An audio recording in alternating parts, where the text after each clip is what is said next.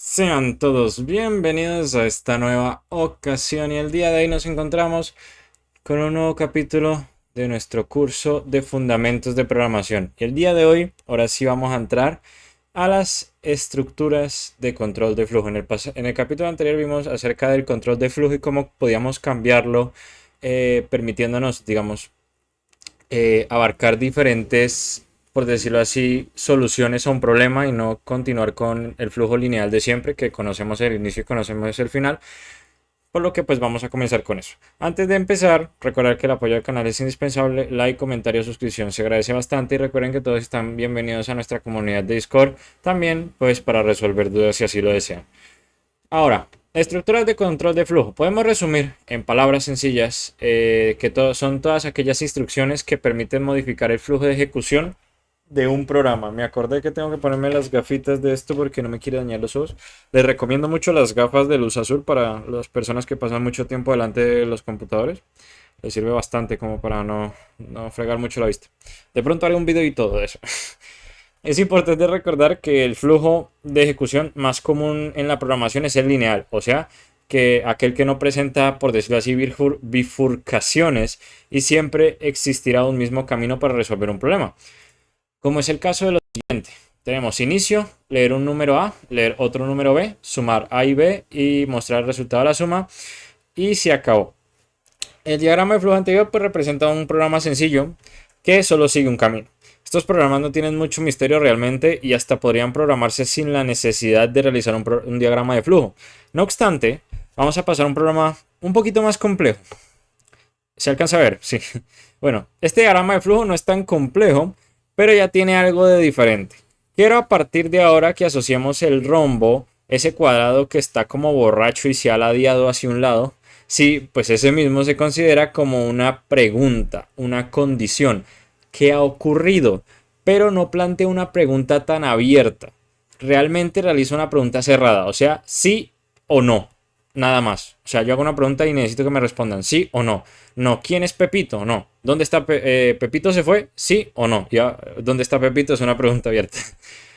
Eh, entonces, de esta misma forma, deberíamos comenzar a modelar nuestros programas. O sea, no podemos hacer realmente preguntas abiertas, sino preguntas cerradas. Sí o no. Y ya más adelante también veremos otra que de pronto nos permite hacer preguntas abiertas entre muchas comillas.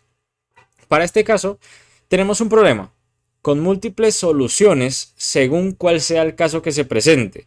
La lámpara no funciona, es el problema principal, que a su vez es el inicio de nuestro diagrama de flujo, bueno, es el inicio del programa.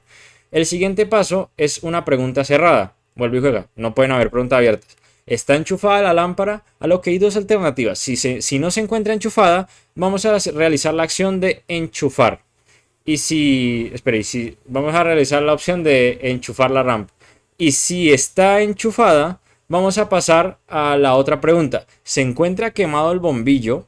A lo que hay otros dos casos. Si sí se encuentra quemado el bombillo, vamos a cambiarlo. Y si no se encuentra quemado el bombillo, en últimas instancias nuestra lámpara puede estar dañada y preferimos comprar una nueva. Realmente a este programa podemos darle muchas otras soluciones, quizás ir a un técnico a la que la repare, revisar si el sistema eléctrico de la casa está funcionando, entre otros. Menciono la estructura del rombo porque, bueno, sobre las demás, ya que es gracias al rombo que podemos crear bifurcaciones en nuestro programa, o sea, nuevos caminos a otras posibles soluciones. Normalmente la opción sí y no se pueden ubicar en cualquier lado del rombo siempre y cuando se especifiquen de forma explícita, o sea, siempre y cuando pongamos sí, no, ya que no hay una convención estricta que nos diga que el sí debe ir a la izquierda o el no abajo, realmente, o viceversa. Realmente acá en el ejemplo nos dice, como pueden ver en la primera pregunta, el no va hacia la derecha y la pregunta de abajo, el sí va hacia la derecha. Yo al principio, porque pues no me lo habían comentado de esa forma, yo siempre creía que el no iba a la derecha y el sí iba hacia abajo, pero realmente es irrelevante. Siempre debemos especificar de forma explícita cuál es el sí y cuál es el no. Ahora sí, vamos a pasar a las estructuras de verdad de control de flujo, que realmente solo son dos. Bueno, no son dos elementos, sino que son dos agrupaciones. Las agrupaciones de estructuras condicionales y las cíclicas. Si pasamos a un aspecto más práctico, el rombo en la programación aplicada se puede considerar como una estructura condicional o una estructura cíclica, que bueno, ya vamos a ver más adelante. Para este video abarcaremos las estructuras condicionales y en el siguiente únicamente las cíclicas. Pero realmente pues vamos a ver acá en este caso el if y más adelante vamos a ver otra. Entonces bueno, ya vamos dividiendo un poquito los videos. Y es que realmente tómenlo fácil. No solo son, o sea, solo son dos grupos realmente. Solo existen dos tipos de estructuras que digamos nos permiten cambiar el flujo de nuestro programa. Así que relax, no es nada complejo. Y bueno, vamos a empezar con la estructura de flujo, de control de flujo más sencilla, que es la condicional if o if else, joder, que nos permite establecer una pregunta. Si lo que les comentaba anteriormente es que es una pregunta cerrada entre sí o no.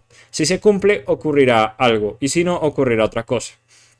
A continuación tenemos un programa sencillo que recibe el sueldo de una persona y realiza una pregunta. Ojo, para la pregunta o el planteamiento de la pregunta, quiero que me presten atención a algo. Sé que anteriormente vimos una pregunta verbalmente escrita, mientras que aquí vemos una expresión matemática. Esto depende completamente de cómo se quiera plantear el diagrama de flujo. Sé que la verbalmente escrita es mucho más fácil de entender, pero lo común es utilizar expresiones matemáticas para realizar este tipo de condiciones. Igual lo voy a explicar con normalidad. O sea, vemos a la variable sueldo, signo de mayor que y 3000. Ahora, quiero que con lo que les acabo de decir paren un momento a pensar cuál es la pregunta verbalmente hablando.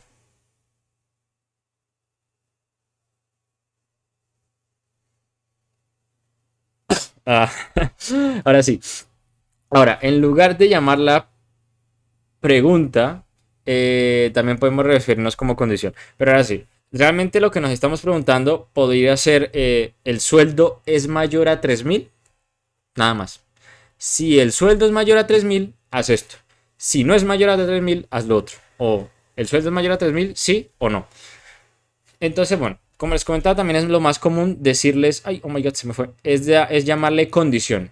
O sea, tanto condición como pregunta son lo mismo, pero en la práctica en programación se recomienda más condiciones, lo más normal, porque estamos realizando una combinación. Esto es mayor a lo otro, sí o no, y ya. Y realmente una condición, ahí sí ya hace énfasis en una pregunta cerrada. Una condición solo es sí, no, no de múltiples casos, que es realmente lo que suele pasar en la vida real. Y ahora pues especificamos con B y F, que también puede ser sí o no, los flujos o caminos que tomará el programa si se cumple con la condición verdadera o falsa respectivamente. Vemos que si la condición es falsa, o sea que el sueldo no es mayor a 3000, no hacemos nada y pasamos al final del programa y se termina. No obstante, en caso de ser verdadero, o sea que si el sueldo sí es mayor a 3000, vamos a hacer un paso adicional de pagar impuestos, o bueno, la persona debe abonar impuestos. Sí, sé que a nadie le gusta pagar impuestos, pero fue el primer ejemplo que me encontré de este estilo. Una vez se ejecuta la acción, pasamos de igual forma al final del programa y se termina la ejecución del mismo. O sea, se puede decir que el final es común para ambos, pero según el flujo y según el programa, pues el final puede terminar en otra parte. Llegados a este punto, quiero aclarar una duda, o bueno, muchos pensarán que en las diapositivas siguientes vamos a encontrar la estructura if-else, pero no es así, ya que el else es la instrucción o el flujo del programa que se ejecuta cuando la instrucción no se cumple, o sea, cuando es falsa, que nuestro diagrama es el camino del lado que está a la izquierda.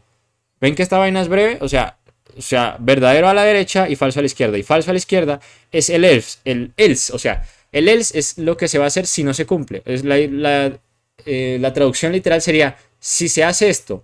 O si no, el famosísimo o si no, haz lo otro. Y ya, sencillísimo.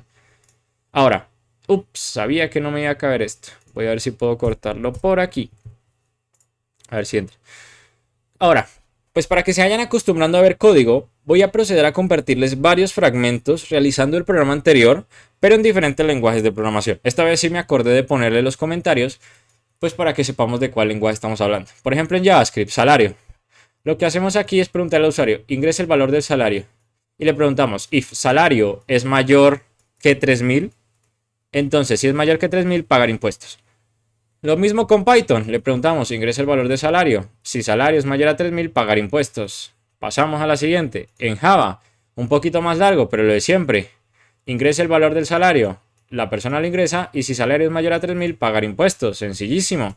C, sabía que tampoco iba a caerse con RAS. Lo separamos, un momento. C, lo mismo de siempre. Ingrese el valor del salario. El salario, si el salario es mayor a 3.000, pagar impuestos. Rust, un poquito más de lo mismo, sino que este sí es más largo. Ingrese el valor del salario. Recibimos, bueno, acá está el error. Y recibimos el salario en caso de que, bueno, acá se mostrará, son errores, en caso de que no se llegue a procesar bien. Y si el salario es mayor a 3.000.0, pues pagar impuestos. También tenemos SIG, que curiosamente sí me muestra la sintaxis, pero acá no me muestra la sintaxis, pero bueno.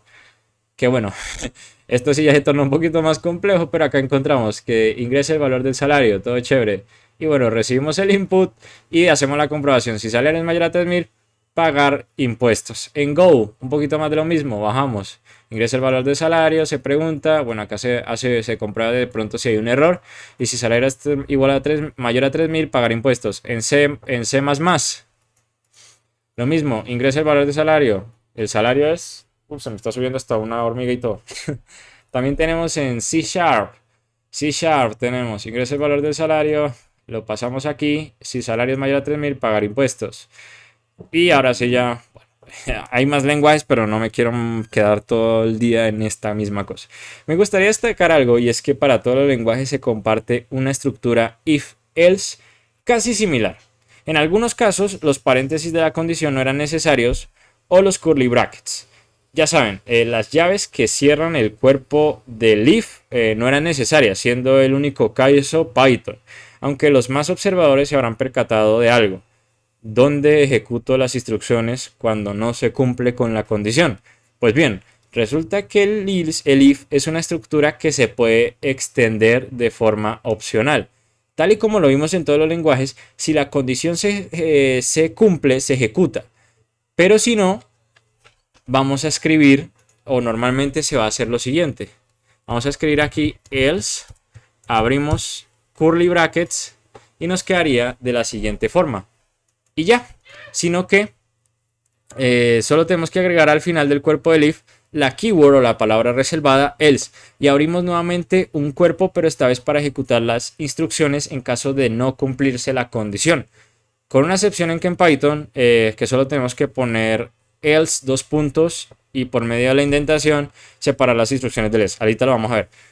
¿Por qué es que se puede extender opcionalmente? Pues porque nosotros podemos realizar las instrucciones sin importar que queramos especificar qué ocurre si no se cumple. O sea, si el salario es mayor a 3.000, ejecuta esto, que vendría siendo abonar impuestos, ¿no?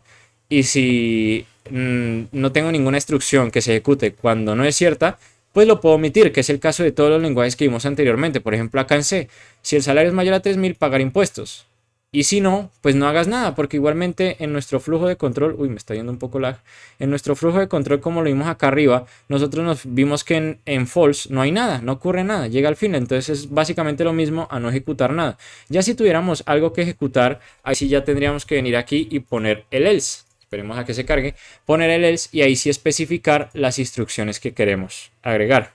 Y ya luego pues en Python pues sería de la siguiente forma, dos puntos y bueno, be free my friend, básicamente. Ya en el capítulo siguiente veremos la segunda y última estructura condicional conocida como switch, que si bien puede parecer algo desafiante, realmente es un if con más casos, no solo realmente con dos. Menos mal, acabé de terminar porque ya van a comenzar a poner música.